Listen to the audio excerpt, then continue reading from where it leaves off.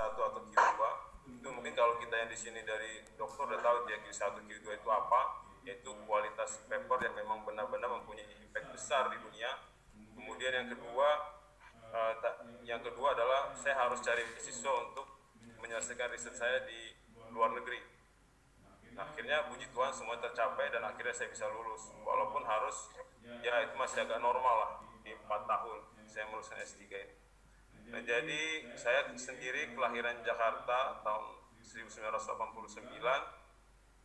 Screennya belum bisa di-share ya. Oleh Boy.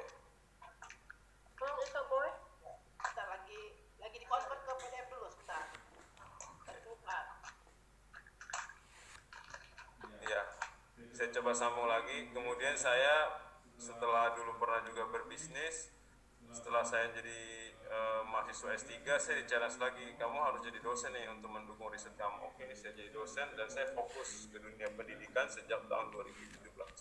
Jadi secara empiris saya juga men-sharing sini bukan menjadi kesombongan, tapi menjadi semangat bagi generasi muda secara khusus yang boleh mengikuti acara webinar pada malam hari ini. Saya juga mengucapkan terima kasih juga kepada di sini ada Mang Benjamin Sibarani, ada orang tua saya dan juga abang saya. Serta tadi juga saya lihat di pesannya itu ada ini ya, dari Moskow, dari Abu Dhabi, ya semangat sekali ini Batak mendunia ternyata. Nah kemudian saat ini sudah dua dana dihami, pertama guru, yang kedua bawa. Nah kemudian orang tua jelas Panjaitan, Oma Perusahaan, dan mertua Marga Silaban Boru Lumban Raja. Kemudian saya juga saat ini sebagai dosen di subsidiary Sumarekon Serpong, itu ada namanya Pradita University, ini adalah kampusnya Sumarekon di daerah Serpong.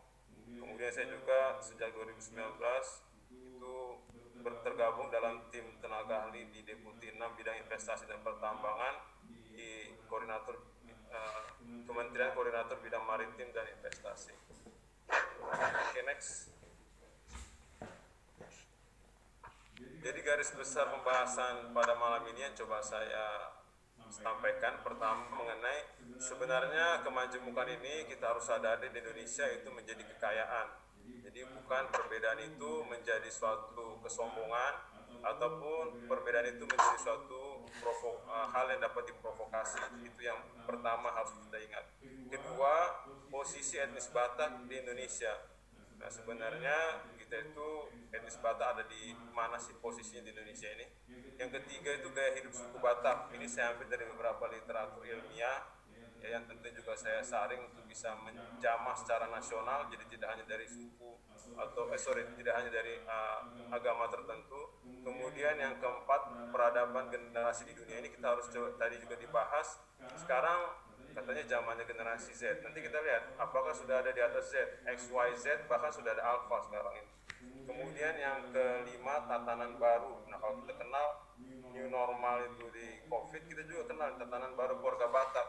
Mestinya sudah ada beberapa gebrakan yang juga kita bisa tiru dari pemimpin di negara kita. Dia melibatkan kaum milenial, dalam arti yang milenial itu harus diperjuangkan untuk dia bisa beradaptasi dan menghadapi dunia nyata. Jadi tidak hanya textbook, tidak hanya bermimpi dan sebagainya. Dan terakhir, ini mungkin nanti menjadi masukan simpulan bagi Batak Center. Next. Nah ini dia, Indonesia itu menempati posisi kedua terbanyak di dunia dalam hal jumlah suku atau etnis dan bahasa daerah. Jadi ada 1.340 suku di Indonesia dan 742 bahasa. Dan yang pertama ternyata dari sisi suku adalah yang terbanyak India, sedangkan dari bahasa itu ada di Papua Nugini.